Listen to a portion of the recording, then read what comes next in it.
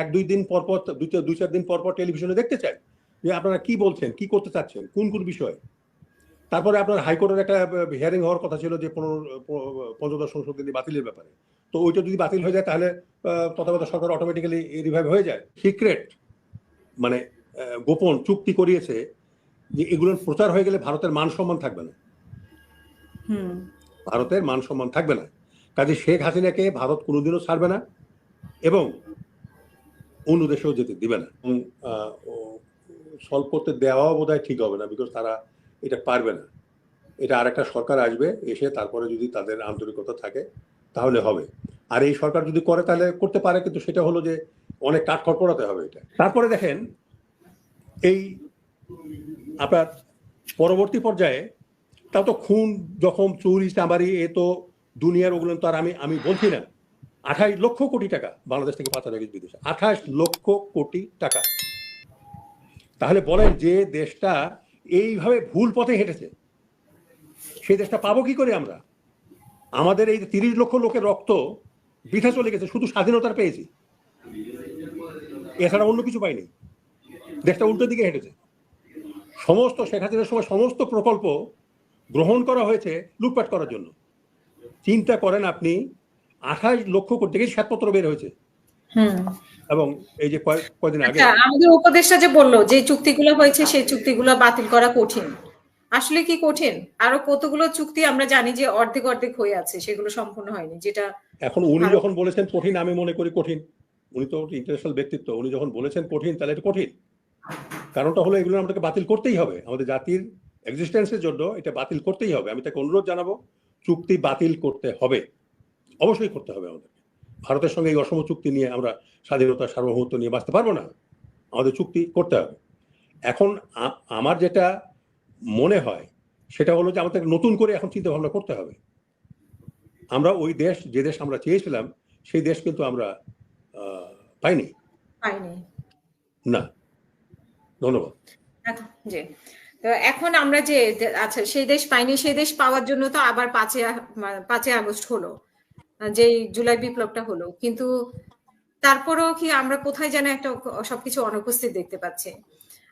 রাজনীতি দলগুলোর সাথে বা ছাত্রদের সাথে এক ধরনের চাপা উত্তেজনা চলছে।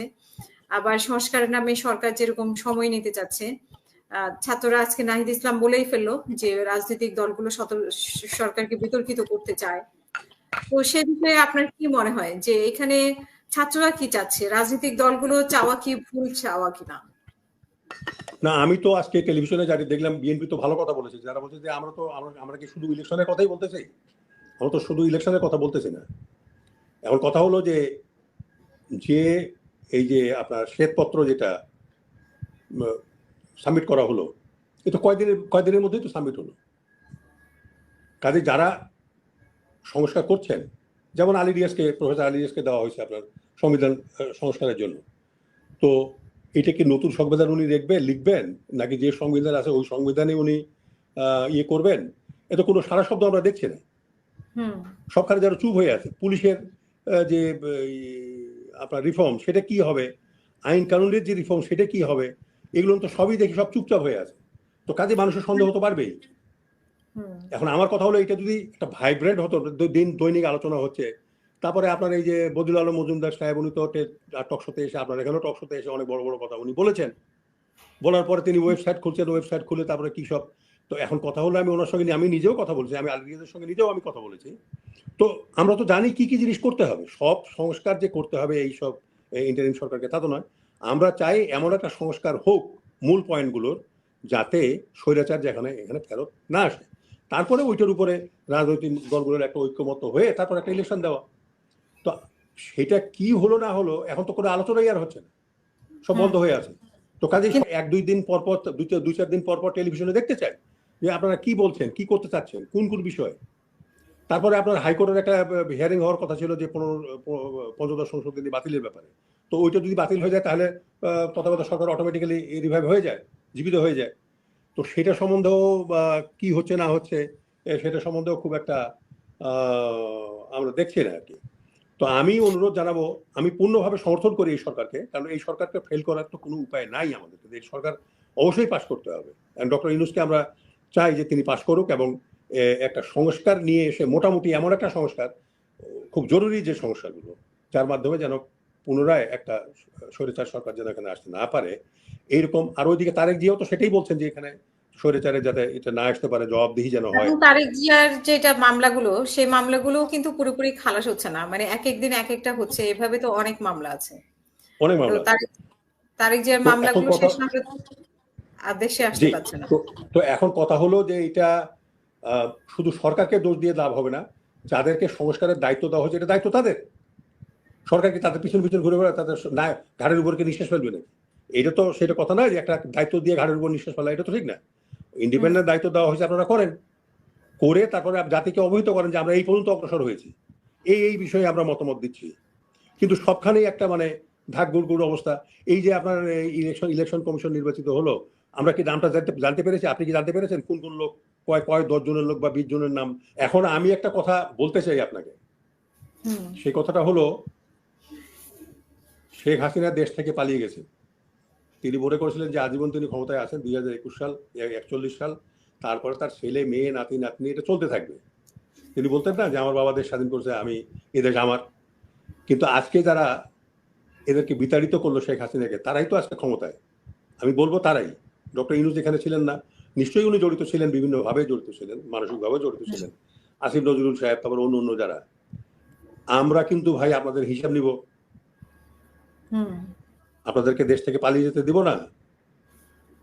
আপনারা যদি আপনাদের কাজ না করেন, আপনাদের হিসাব আমরা নিব। আজকে নয়, যখন সুযোগ হবে তখন নিব। আমি জাতির কথা বলছি, আমার নিজের কথা আমি বলছি না। জাতির কথা আমি বলছি, জাতি কিন্তু অবশ্যই হিসাব নেবে। কাজেই আমি বলবো যাকে যে দায়িত্ব দেওয়া হয়েছে, আপনি যেই হন আপনার দায়িত্ব পালন করেন। আমরা দেখতে চাই, অপেক্ষার কথা নয়। একটা যুক্তিগ্রাহ্য সংস্কার হবে, তারপর নির্বাচন হবে, তার জন্য যতটুকু সময় লাগে সেটুকু সময় দিতে হবে। আমি এই কথা প্রথম থেকেই বলে আসতেছি। কিন্তু সেটা তো জানতে হবে তো যে কি সম্পর্ক। তো অবনতি হয়েছিল, চরম অবনতি হয়েছিল। তো চরম অবনতির পরে উন্নতি হবে, এবং সেটাই হয়েছে। আমরা তো আর ইন্ডিয়া যাই নাই, ভারতের পররাষ্ট্র সচিব এখানে আসছে, আমরা তো যাই নাই, তারাই আসছে। তো বাংলাদেশের দুটো জিনিস কিন্তু হচ্ছে একই সঙ্গে সাইমেলটেনিয়াসলি। সেটা হলো জনগণ একটা ডাক দিয়েছে ভারত বর্জন, ভারতীয় পণ্য বর্জন, সেটা যেমন চলছে। ভারত শেখ হাসিনাকে আশ্রয় দিল। আমি বলি ভারতের আশ্রয় দেওয়া ছাড়া অন্য কোনো উপায় ছিল না। শেখ হাসিনাকে যদি আমেরিকা আশ্রয় দিতে চাইতো, ভারত কিন্তু মাঝপথে তার প্লেন ঘুরায় দিল্লিতে নিয়ে আসতো। কারণটা হলো এত অপকর্ম করিয়েছে শেখ হাসিনাকে দিয়ে, এত বেশি সিক্রেট মানে গোপন চুক্তি করিয়েছে যে এগুলোর প্রচার হয়ে গেলে ভারতের মান সম্মান থাকবে না।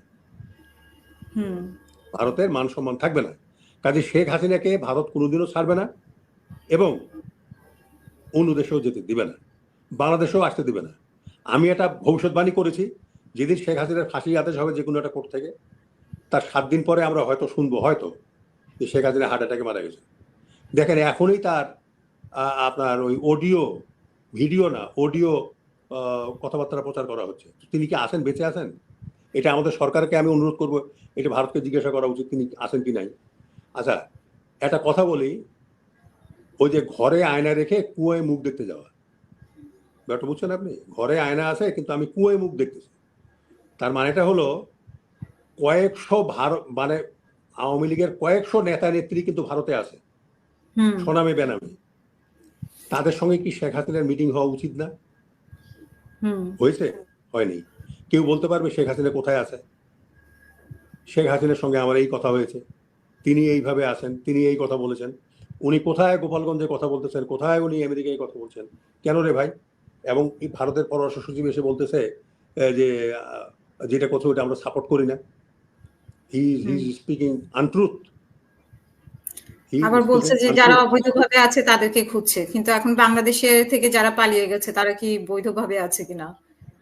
সেটাই, তারা তো বৈধভাবে নাই, তো তাদেরকে বাংলাদেশে পাঠিয়ে দেখ, ওখানে তাদেরকেও রেখে দিয়েছে। তো সবাইকে রেখে দিয়ে এখানে এসে আবার বলতেছে যে আমরা পছন্দ করতেছি না। তারপরে উনি বলতেছেন এগুলোর কথা বলে তো হবে না। একটা কথা হলো 3 তারিখে প্রধান উপদেষ্টা ডক্টর ইউনূস, আমি একটা স্যালুট করি যে তিনি ঐক্যের ডাক দিয়েছেন। এইটাই হলো বাংলাদেশ গড়ার প্রথম শুরু, যে বাংলাদেশ আমরা হারিয়ে ফেলেছিলাম, পাই নাই 53 বছরে। এই প্রথম আমরা পাইলাম। এখানে সবাই এক হলো, সবাই একই কথাই বলল, যেটাতে ভারত শঙ্কিত হয়ে পরাজয় বরণ করে তাদের পররাষ্ট্র সচিবকে এখানে পাঠালো আমাদের সঙ্গে কথা বলার জন্য। ভারতের আর আমাদের সামনে চোখ চোখ তুলে ভারত কথা বলার মতো ভারত অবস্থায় নাই।